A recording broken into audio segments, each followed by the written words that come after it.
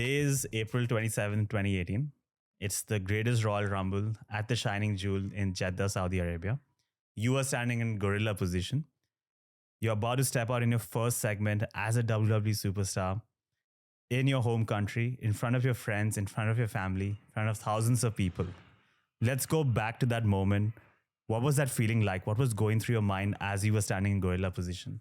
I was excited, but I was also nervous because actually at that point I wasn't a WWE superstar. I hadn't been officially signed. I had just been a part of the tryout, and they emphasized over and over, they said, this is not a contract. You're not signed full time. And actually after that, I was back home for maybe 3 months before I actually got the call saying, hey, we're picking you up and moving you to Orlando. So I sort of saw it as a job interview or not a tryout because I already did the tryout, but this was like, all right, we've seen what he can do in the ring as a trainee. Now let's see if he has the presence and the comfort in front of an audience that really cements somebody as a great performer, as a great WWE superstar. So we went out there, we did our segment, and with the Davaris, who are amazing. And, we raised, I remember one of the things they complimented me on was I took the hands of all the other Saudi boys and I raised their arms, and we made sure to turn to all sides of the ring and finish off against the hard camera, which is the camera that's facing the most people in WWE. So I thought it went well.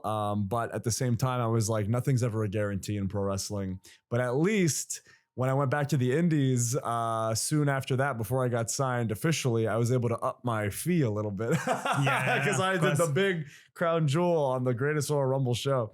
So that was cool, but I really didn't feel the pride that I felt as a Saudi, as a Saudi, in front of my family until I had that Battle Royal match. And honestly, even then, I didn't feel real pride for my work until I had the match with Cesaro, Claudio Castagnoli, because that was the first time that I actually did a match one-on-one, bell to bell. Whereas with the Battle Royal, my presence in the match wasn't really known until maybe like 5 minutes were left. But as far as that first appearance goes, I was just elated to have finally been on the big stage.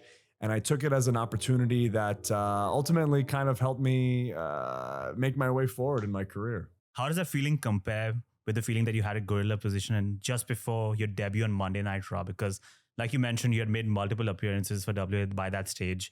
Maybe it's become slightly routine. Maybe the magic has started to fade slightly.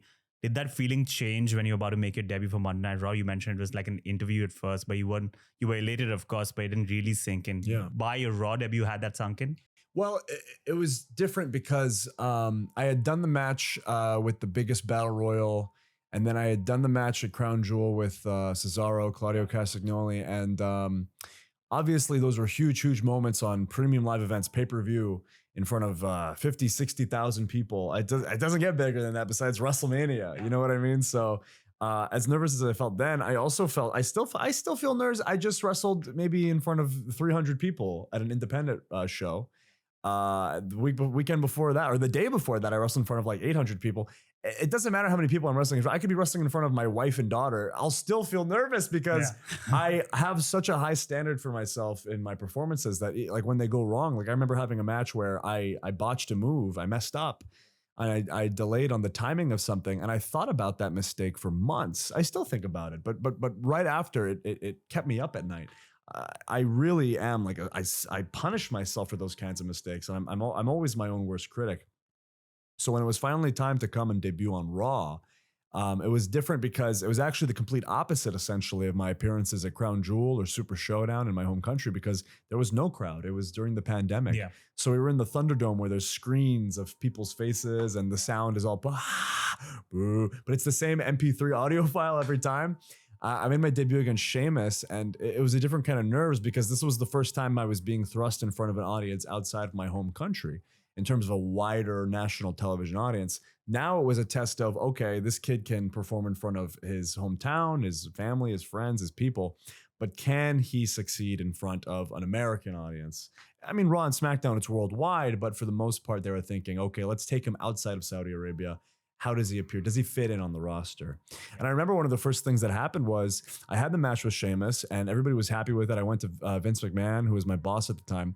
I said, hey, what do you think? Could I have done anything better? He said, no, I loved your facial expressions, your heart, your grit. I need you to put on 20 pounds though, because you're a small, skinny guy. At the time, I was 175 pounds. So he gave me his personal trainer who he works out with. And he said, here's your diet, here's your workout regimen. And I went from 175 to like 200 pounds. Now I'm floating around 205, 210. It's hard because I'm a naturally very slim guy, very high metabolism. So I have to eat a ton of carbs and protein every single day, limited fat. I'm eating bagels. I'm eating chicken, rice. Pancakes. Protein pancakes my wife makes for me because she's the best. I'm drinking protein shakes basically like every hour, 2 of them sometimes at a time.